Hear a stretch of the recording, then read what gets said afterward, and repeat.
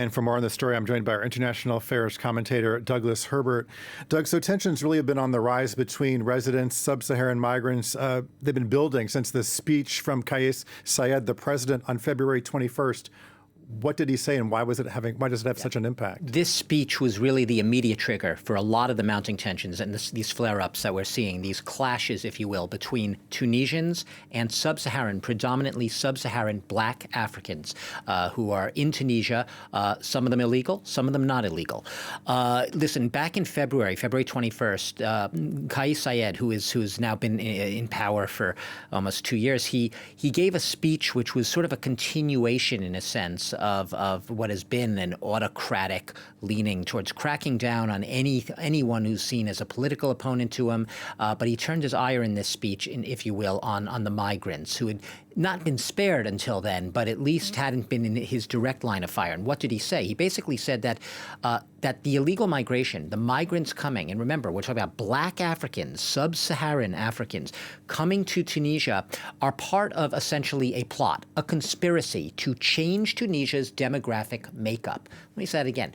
Essentially, it was a racialist speech, at least from the African Union, denounced it as a racialized speech. And why? Tunisia is mostly not black-skinned, Arab, Islamic, and then they're taking in black South Africans. So what he's really playing in is he's tapping into a thin, not so thin actually, but a vein of racism and xenophobia that has been long existent, not just in Tunisia, but in a lot of the North African countries, towards sub-Saharan Africans. Not all in society, obviously, but among many in society, an attitude, a feeling of perhaps superiority with comparison to these black Africans.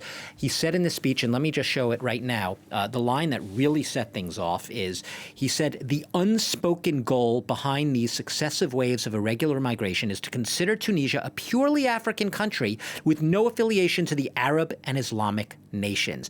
A purely African country. What he's meaning is a black African country.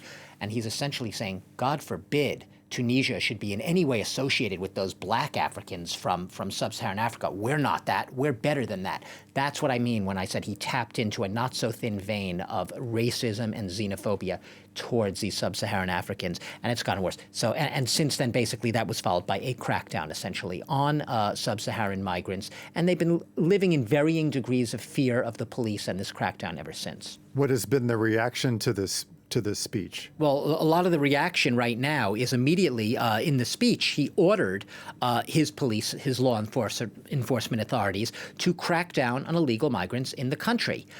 He also ordered them to expel any illegals who are living in Tunisia.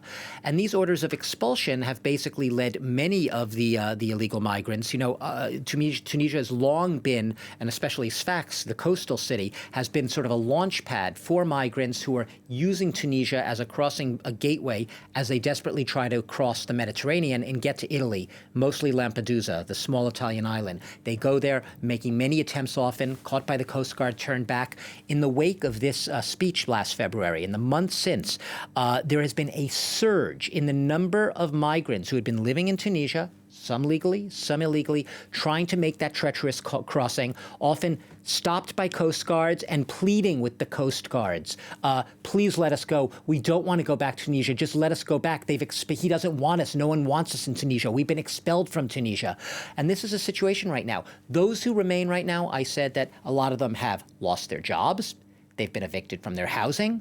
In some cases, they have actually been assaulted on the streets.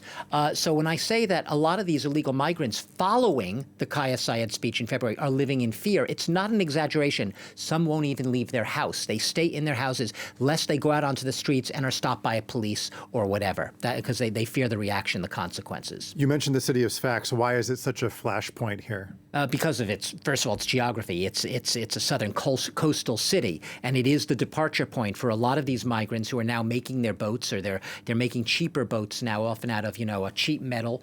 And the cost actually of the migration itself has actually gone down in recent months. I was talking about the surge in migration, and they try again and again. But Sfax has traditionally been a place where you had a lot of students coming from sub-Saharan Africa, workers, people who stayed in Tunisia to work for a while. Now, a lot of the time, that's just very brief work so they could get the money to make that trip across the Mediterranean. But like I said, it is taking on added urgency in the wake of Kais Saied's racialist speech, as the African Union has called it, anti-migrant speech back in February. There really is that sense we have to get out right now. Sfax right now does remain a hub of many of the migrants. Tunisia has 12 million people. There's maybe about 20,000 sub-Saharan migrants in Tunisia. Most of them are in Sfax. It's going to remain a flashpoint and a hotbed, a lot of these tensions and clashes in the weeks and months to come.